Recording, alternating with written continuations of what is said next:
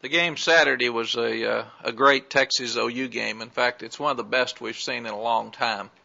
The two teams fought hard. They fought throughout the day, and the fans sure got their money's worth, and it was just a very disappointing loss for us because when you try as hard as you do and it comes down to 4 or 5 plays, and they made the plays and we didn't, it hurts a lot worse than even if you didn't play well and didn't play hard because you put so much into it. The positives were we had great effort. We put ourselves in a position to win, as we said, and obviously we need to improve the turnover ratio both sides. For a second straight week, we did not force a turnover, and we gave up 2 turnovers. The other thing that was huge, we gave up 4 big plays. The 65-yard rush was really the only significant run during the ball game, but it was key, and he's really a good football player, DeMarco Murray. We had trouble tackling him. We did a lot better with the other guys. You start looking at the bottom line. We played much better, but we still didn't win. We've got to improve and win close football games. Defensively, we did much better in sudden change situations. They got no points off of the turnovers. Our run defense was great except for the one long run, and you cannot let them have a 65-yard run. There were about 40 carries for 105 yards other than that, but we gave up 4 big plays that were significant, about 180 yards of their 400 yards of offense, a 65-yard play, a 41-yard play, a 39 and a 35-yard play, and you just can't do that. And when you're playing a great team like OU that's so talented and well coached, it keeps a tremendous amount of pressure on you. We've still got to improve in 3rd and long.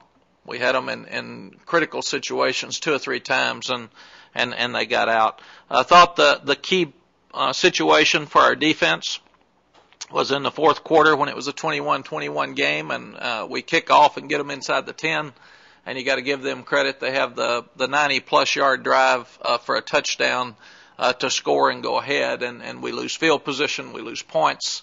That was such a critical point in the football game, and it was a 3rd and 6 or 7 when they threw the touchdown pass. We had a corner blitz that was that much late, and that's the kind of football game it was. It was a game of inches, and we've just got to do better in those situations. And then after that drive, they moved the ball some, but we did respond and hold them the next 3 series and give our offense a chance to win the game. But we're not getting enough pressure from up front. Even when we blitz, we're not getting there. We only had 1 sack, and to force more turnovers, you got to force negative plays. You've got to get more penetration. You got to hit the quarterback more in pass protection situations, and that's 2 weeks in a row that we haven't done that. Offensively, we created some explosives. Our play action set up some big plays down the field. Our protection was better. We still had too many sacks. We lost about 30 yards in rushing.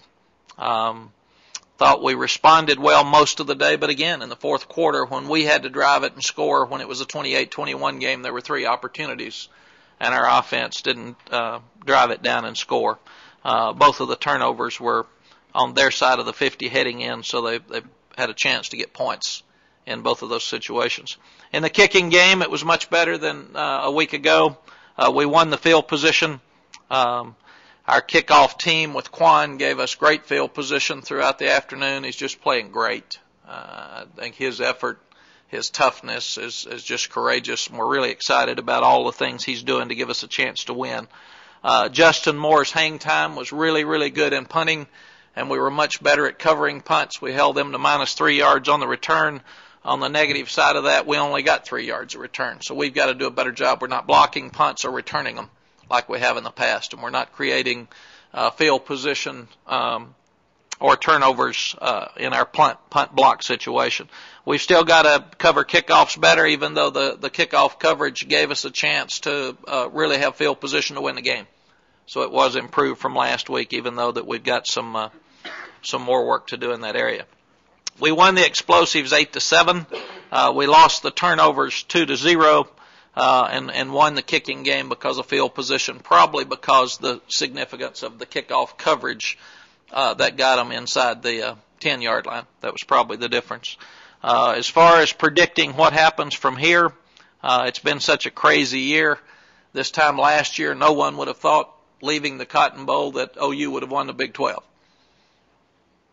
Anybody that thinks in this group that they've predicted everything right so far in college football and can predict the rest of the season, you ought to be doing something else. You'd make a whole lot more money, because it's been the craziest 6 weeks of college football I've ever seen. So I'm not going to sit here and try to predict the rest. What we've got to do is continue to get better.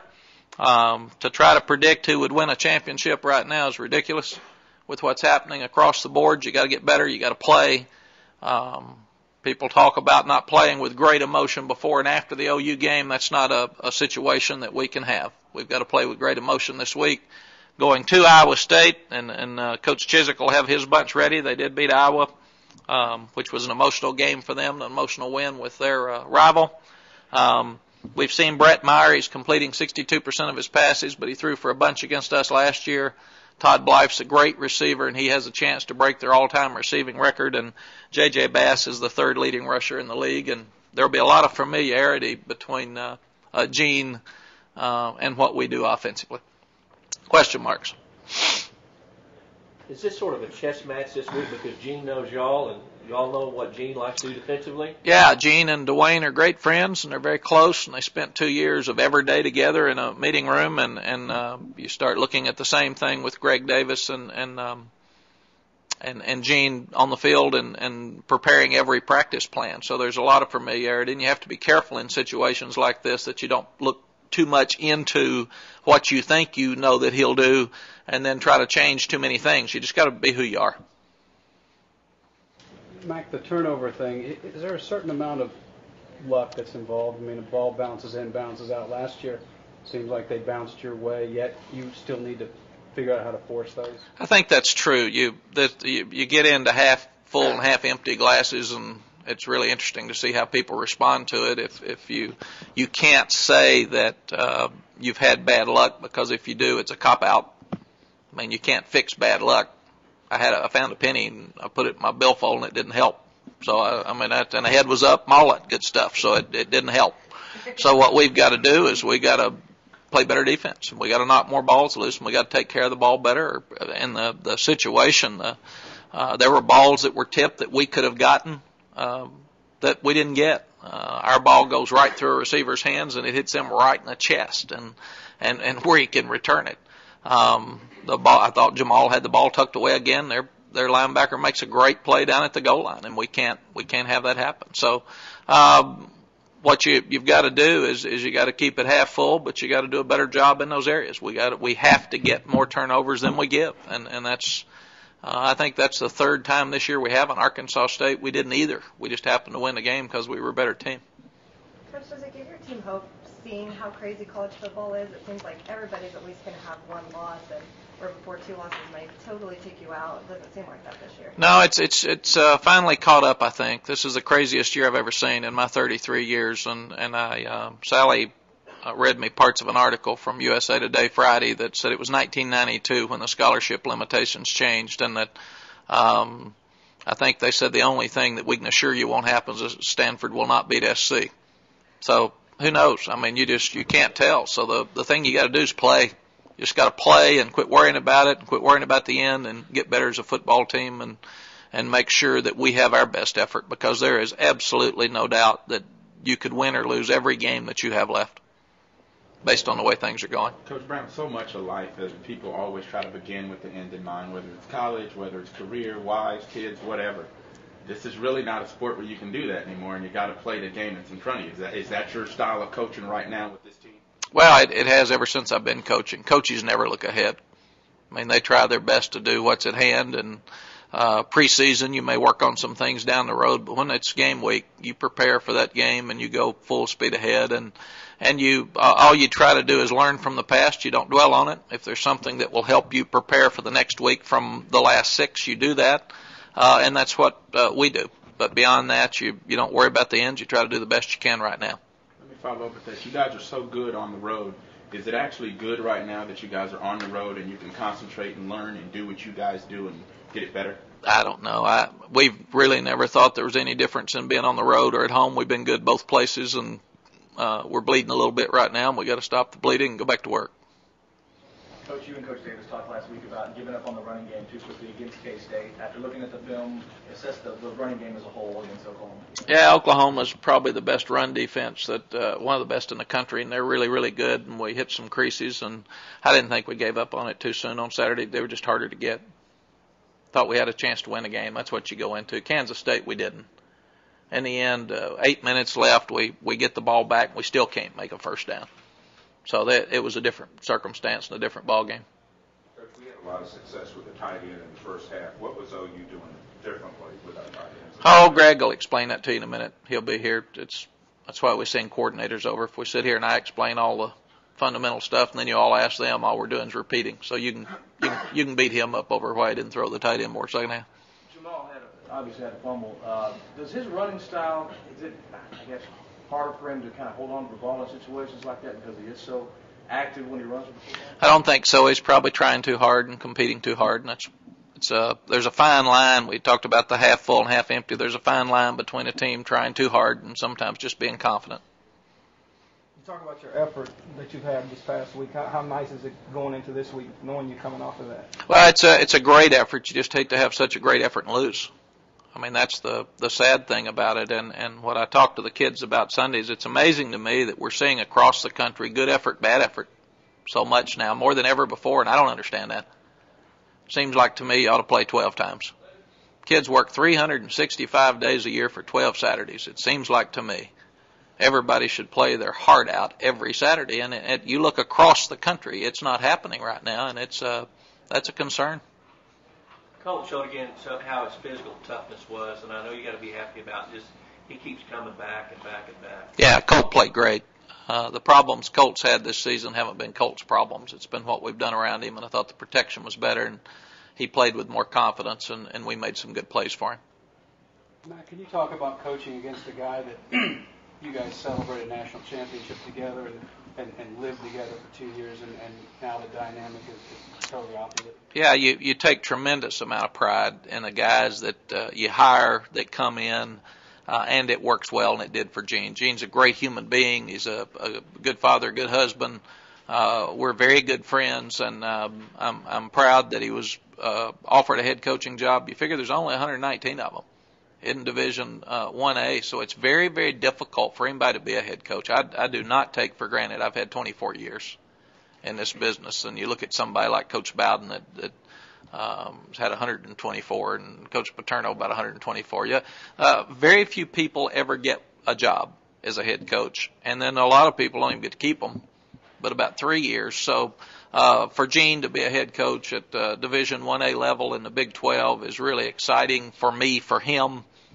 We've talked about every week since the season started. We will not talk this week, obviously. But I'm really proud of him, and they're much better now than they were at the first of the year, and transitions are tough sometimes. They either go really easy or really hard, but you can tell they're a much better football team now than they were, and they'll be so excited about us coming. There's Jeff Kuntz is there, who coached our linebackers in the Iowa game at the Alamo Bowl last year, and Ken Shepard, who was a assistant strength coach for us, Jeff's top assistant for about 13 years, is there. So they'll have them all juiced up and ready to go. Coach, they beat Iowa, but then they've lost 5 other games. Do you kind of sympathize with them looking back on your first year? Is that first year a pretty tough event for a head coach? Right now, it's hard for me to sympathize with anybody. Coach, now you're going to go up there, and of course, they have their records, you have your record, but they do have some quality players, especially when you talk about Blythe, and when you talk about Meyer at the quarterback spot, you talk about the running back. You still have to get ready to play. Oh, 100%. I mean, look around. Look around. This is a really, really important game for us, and we'll have a great week's practice, and we will be ready to play. Coach, do you change team goals now and just it's week by week, or I know specifically for the conference, and do you change goals at all, or just? Not at all. Not at all. Nope. Coach, your players talked a lot after the game about how you kind of got on to them after K-State and said they maybe weren't trying their hardest and that they really took that to heart. Was there a talk you had with them? It just seems like they had more passion maybe against this OU team than we've seen all year. Well, it's easier to have passion against OU than it is some teams that they didn't grow up against, and that's something that we're talking about across the country now. You need to be ready to play because you like to play, because you're excited about football, because you got a scholarship at Texas, and you want to represent your family and yourself well, not just because it happens to be the OU game. You talk about being excited to play against Gene, but is it a little harder since he's worked for you, since you're good friends with him? It is. I would rather not coach against people that I know really, really well, or that have been on our staff, or that have been in our family. I mean, my brother, I've coached against him 3 or 4 times, and mother was mad all 4. You know, it just adds extra stuff to it, and you'd rather it just be about the football game, which this one will be. Rainer Eckel obviously made some plays, and it must have been nice to see him back in the way he contributed. It was. I didn't know for sure whether Brian would play very much because it was he was so limited in practice, and I was really excited. He couldn't make plays against the run, so he had to come in and out. In fact, once he's such a smart young man, such a great young man, he ran out there late, and we had to call a timeout because he said, I can tell they're going to run this one, and I'm not in position to stop the run right now, so let's get a fresh body in here that can do that. But he's a great young man and one we've really missed, and hopefully it looked like he came out of the game pretty well. So hopefully we'll get him even stronger this week. I think Adam Ulatowski only played 10, 12 plays, so he didn't play very much. So hopefully we can get him a little bit better this week and start getting some of those experienced guys back on the field. Can that help, obviously, with the attitude going into a game like that, knowing these guys are coming back each week maybe and helping things out? Well, it does. Sergio's the same. He was limited Saturday. He got to play a little bit. He didn't get to play a whole lot because even when the doctor releases you, you just had so limited, such a limited amount of practice coming in that you need to get your confidence back, and you can hit some in practice, but the speed and the impact of a hit Saturday is much different than practice. So they're really not sure till they get out there how they're going to feel. And again, I think that I talked to Adam last night some. Adam and Brian and Sergio, I feel like came out at least as good as they went in. So hopefully they'll all 3 be better for this week. You still have any friends up there at Iowa State? Some people when you coached up there? Yeah, I do. I was there 3 years, and it's a wonderful place. It's a great experience for me. And it's funny, I really don't. I get notes from them. I talk to them very little, but I do hear from them this week. Anything else? Okay. Thank you, folks. Thanks, Coach. Thanks, Coach.